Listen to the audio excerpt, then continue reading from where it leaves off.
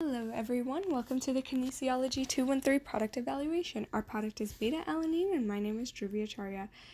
Our product claims to be a sports supplement particularly useful to bodybuilders and or athletes. Helps enhance performance, beneficial to overall health, improves endurance, lessens overall fatigue, increasing exercise capacity and muscle endurance. It is more evident in performing heavy intensity exercises lasting 1 to several minutes. It's recommended to consume 2 to 5 grams of beta-alanine daily. Taking it with a meal may even be more effective. Carnosine has antioxidant and immune-enhancing properties, so it also benefits some muscle function in older adults.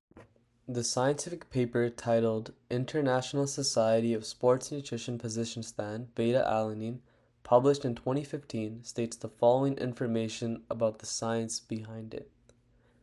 Beta-alanine is an amino acid produced by the liver. Typically, humans also acquire beta-alanine through the consumption of foods, specifically meats, but the amount of beta-alanine received through these methods is still minimal, which is why supplementation has seen an increasing popularity. Beta-alanine is relevant due to the fact that it is needed for the production of carnosine, an amino acid responsible for reducing the amount of lactic acid in muscles. Lactate is acidic and produced during exercise as glucose breaks down, but carnosine acts as a buffer to maintain the muscle pH. By regulating this buildup, carnosines are effectively delaying muscle fatigue. This chain of events is said to be responsible for boosting performance when it comes to athletics, and is why we chose it as a product with a kinesiology-based application. This discussion of beta-alanine is furthered by Robert Schnitsky with Advanced Molecular Labs, who discusses the potential benefits of beta-alanine use being muscle growth, muscle endurance, time to exhaustion, and resistance to fatigue. He also discusses the daily recommended dosage of the supplement being 2 to 5 grams, which should be consumed with a meal to maximize potential benefits. Again, referencing the paper International Society of Sports Nutrition Position Stand Beta-Alanine, beta-alanine's mechanism of action in the human body has to do with it combining with histidine, which is already naturally occurring to produce carnosine, which is then stored within skeletal muscle. The reason carnosine itself cannot be used as supplementation is because if taken orally, it would break down before it could even reach the skeletal muscles where it is normally stored. Then, to further add on to these points by referencing Revolution Nutrition, the company whose beta-alanine product we are evaluating, increasing level of carnosine improves athletic performance, as it minimizes fatigue, increases exercise capacity, increases muscular endurance, and improves overall performance. To quickly summarize and go over some of the benefits of beta-alanine as previously discussed by again referencing the same scientific paper, to maximize the benefits of beta-alanine, it is important that it is supplemented effectively. When done so, individuals can expect to see benefits when it comes to endurance-related activities and their time to exhaustion, as well as in performance related to high-intensity activities. Some side effects that will be elaborated on further include the onset of paresthesia and a decrease in taurine concentration.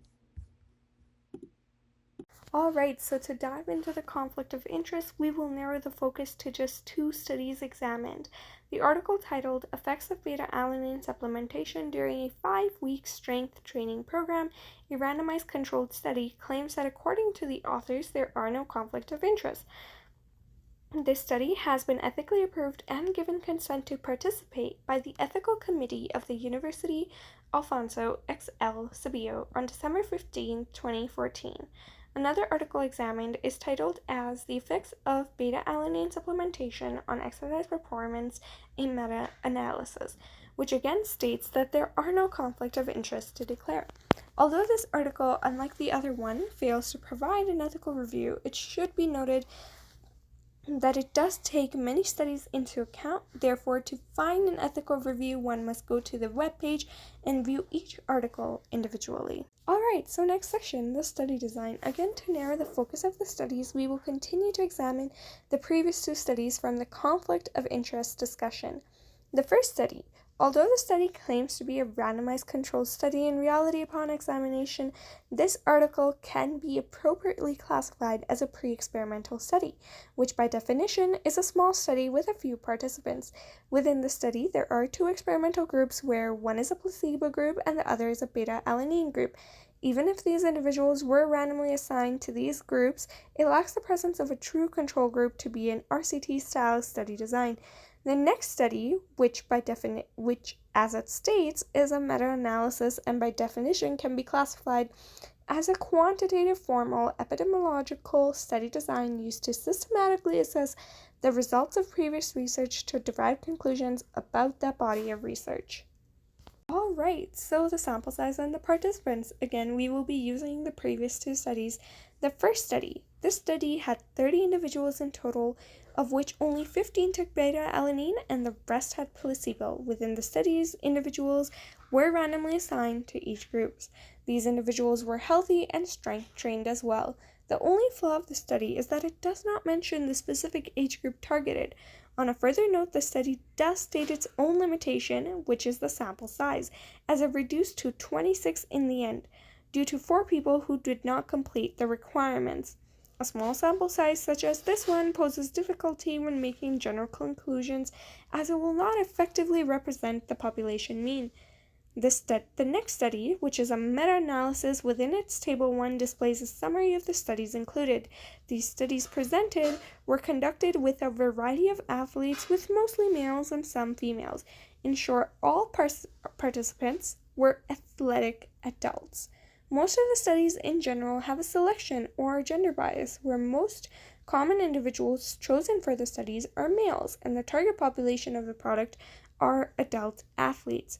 The participants of the different studies can be classified into the groups of either purposive or expert sampling, where purposive, by definition, is selected with a specific purpose in mind, and expert sampling is where the participants are selected based on expertise. Now let's talk about the validity of the product and its claims. In many of the studies, it is seen that beta-alanine increases exercise capacity and muscle endurance. A study conducted by Thompson indicates that high-intensity exercises lasting from 1 to 4 minutes do increase muscle buffering capacity by raising carnosine synthesis, allowing more hydrogen to accumulate during exercise. This study claims that beta-alanine would not improve exercises that are less than 60 seconds compared to exercise lasting to 60 to 40 seconds. Revolutionary Nutrition did not make any claims regarding how long a specific exercise needs to be in order to fully enhance athletic performance by taking beta-alanine. In the study conducted by Thompson, the daily dosage ranged from 2.4 to 6.4 grams daily, which correlates with the dosage recommended to consume by Revolution Nutrition. By consuming the recommended grams of beta-alanine daily, the study did show a positive effect on exercise performance, supporting the claim of increasing exercise capacity and muscle endurance. Moving forward with the overall quality of research. As mentioned above, the participants were chosen randomly, and the types of the studies that were conducted involved the randomized controlled trials. Most studies conducted for beta-alanine involved meta-analysis from multiple RCTs. An example could be the Hobson study conducted in 2012. To reduce bias, the study employs a placebo-controlled and double-blind trials for the meta-analysis, along with the only considering a supplementation group and a placebo group. Another factor to consider for the overall quality of the research is the short-term and long-term effects of beta-alanine. Some studies focused on long-term effects, which consist 10 weeks duration, and short-term effects have a range from 4 to 6 weeks duration. Analyzing both long-term and short-term effects can give an instance of immediate and sustained effects. In reference to a study conducted in 2012 to investigate the effect of beta-alanine in elderly subjects, the long-term effect was tested. The study was conducted for 12 weeks, and it was found that beta-alanine supplementation were effective and improved exercise capacity in long term as well. Now let's talk about the side effects of the product. The potential side effects of beta-alanine include paresthesia, gastrointestinal distress, and its effect on thyroid levels. From all of the side effects mentioned, most common after effect is paresthesia. This is usually felt in the face, neck, and the back of the hands, giving a tingling sensation based on the study conducted in 2015 and lasts about an hour. A dosage over 800 mg can lead to paresthesia, and therefore it is recommended to take a smaller dosage, approximately 1.6 grams, that is spread throughout the day. To reduce the potential for gastrointestinal distress, it is recommended to take a smaller dosage divided throughout the day as well. Thyroid concentration can be decreased by beta-alanine as they have the same transporter for absorption, inhibiting the taurine uptake in skeletal muscles. Even though the article mentions beta-alanine effects has other distress, the International Society of Sports Nutrition states that the only reported side effect of this product is paresthesia.